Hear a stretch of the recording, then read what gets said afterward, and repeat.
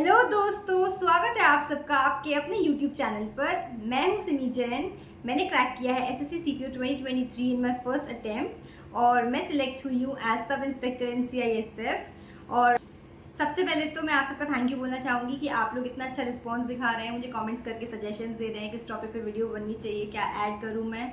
तो उसके लिए बहुत बहुत thank you and I will try my best to implement all the suggestions.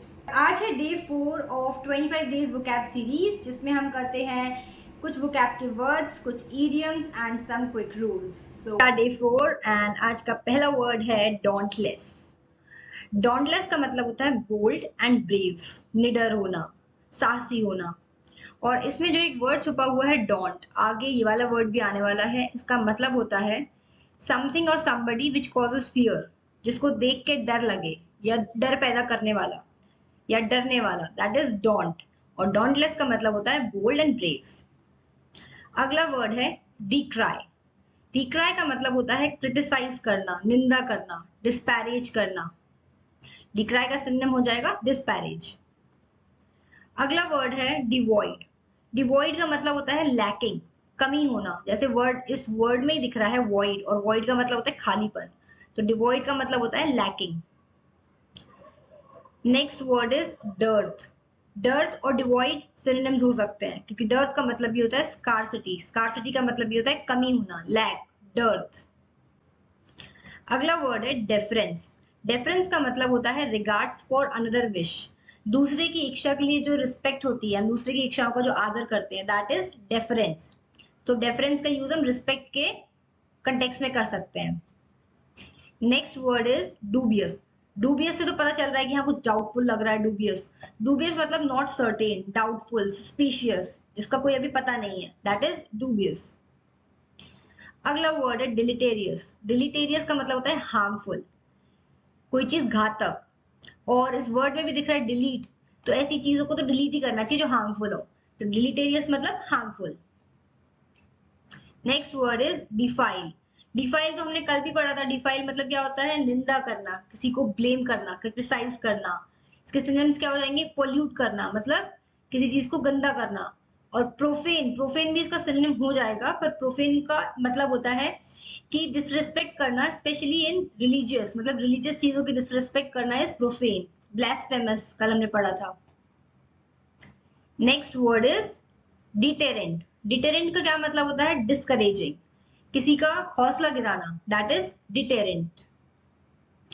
अगला वर्ड है डाइलैपिडेशन। डाइलैपिडेशन मतलब होता है स्टेट ऑफ रूइंस, बर्बाद करने की दशा इज डाइलैपिडेशन। अगला वर्ड है डिस्डेन। डिस्डेन का मतलब भी क्या होता है, निंदा करना, ट्रीट विथ स्कॉर्न, और किसी चीज को ऐसा समझना कि वो इज्जत के लायक ही नहीं है, that is disdain. Next word is dire. Dire का मतलब होता है डिजास्ट्रस, भयानक। अगला वर्ड है डिसिपेट। डिसिपेट मतलब होता है रिलीज करना, वेस्ट करना, स्क्वांडर करना। तो डिसिपेट का क्या, डिसिपेट एनर्जी बहुत सुना होगा कि एनर्जी डिसिपेट करना मतलब एनर्जी रिलीज करना, एनर्जी वेस्ट करना। तो इसका सिनोनिम क्या हो जाएगा, स्क्वांडर। स्क्वांडर मतलब क्या होता है, वेस्ट करना। अगला वर्ड है डिवाउट। डिवाउट का क्या मतलब होता है, रिलीजियस, पायस, धार्मिक। पायस की स्पेलिंग गलत हो गई है, PIOUS होती है, आप लोग करेक्ट कर लेना। डिवाउट का मतलब क्या होता है, रिलीजियस। अगला वर्ड है डिंट। डिंट का मतलब होता है मीन्स ऑफ, किसी के द्वारा, किसी चीज मतलब डिंट का मतलब होता है means, effort. Next word is dormant. Dormant का मतलब होता है कोई चीज ऐसी जिसकी ग्रोथ नहीं होगी, अब जिसकी ग्रोथ रुक गई हो, या फिर अभी वो ग्रो कर रही है पर बाद में वो ग्रो नहीं करेगी, दैट इज डोरमेंट। इसके सिनोनिम्स क्या होंगे, टॉर्पिड, हिडन, लेटेंट। लेटेंट और हिडन, लेटेंट का मतलब भी हिडन ही होता है, तो डोरमेंट के क्या सिनोनिम्स होंगे, टॉर्पिड, हिडन, लेटेंट। अगला वर्ड है डाइवर्ज। डाइवर्ज का मतलब होता है रिवील कर देना, बता देना, और इसका सिनोनिम क्या होगा, अनरेवल, रिवील, दैट इज डाइवर्ज। अगला वर्ड है डिफंक्ट। डिफंक्ट का मतलब होता है डेड या फिर नो लॉन्गर इन यूज, अब वो चीज यूज में ही नहीं है, दैट इज डिफंक्ट, मतलब उसने फंक्शन करना बंद कर दिया है, डिफंक्ट। अगला वर्ड है डेल्यूजन। डेल्यूजन तो हम सब जानते हैं, डेल्यूजन मतलब होता है वहम, hallucination, false.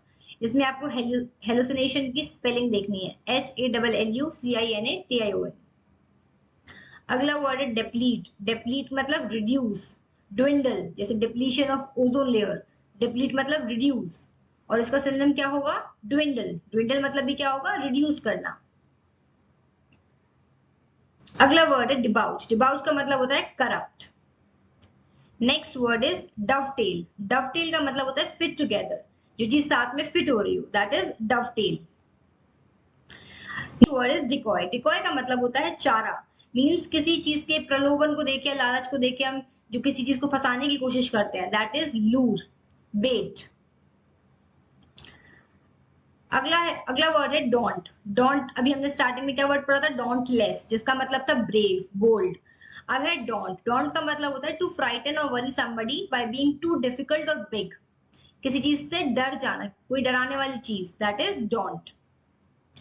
Next word is deride. Deride का मतलब होता है किसी का मजाक उड़ाना, किसी की हंसी उड़ाना।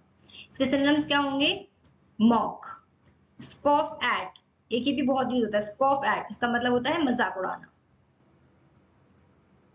Next word is despise. Despise का मतलब होता है मजाक उड़ाना, किसी चीज की निंदा करना। इसके सिनोनिम्स क्या होंगे, स्कॉर्न, डिटेस्ट। डिटेस्ट का स्पेशली मीनिंग होता है हेट, इंटेंसली हेट करना। और अगला वर्ड है डिस्पाइज। डिस्पाइज का मतलब होता है मजाक उड़ाना, तो डिस्पाइज डिराइड का सिनोनिम हो सकता है। इसके और क्या सिनोनिम्स हो सकते हैं, स्कॉर्न, डिटेस्ट। डिटेस्ट का मतलब होता है इंटेंसली हेट करना, डिसलाइक करना। अगला वर्ड है डिबेकल। डिबेकल का मतलब होता है डाउनफॉल, किसी चीज का डाउनफॉल आना, that is debacle. Next word is deployment. Deployment मतलब क्या होता है, तैनात करना, spreading out troops is deployment. Is diffident. Diffident मतलब होता है बहुत ही शर्मीला होना, शाय होना, टिमिड होना। इसका सिनोनिम क्या हो जाएगा, timid. Next word is dynamic. Dynamic मतलब क्या होता है, डायनामिक मतलब होता है जो चीज मूव करती रहे, जो चीज स्टैटिक नहीं है। डायनामिक का ऑपोजिट क्या होता है, स्टैटिक। डायनामिक का क्या मतलब होता है, एनर्जेटिक, विच इज मूवेबल। तो आज के हमारे वर्ड्स हो गए हैं, अब हम करेंगे कुछ idioms. Idiom is at a loss.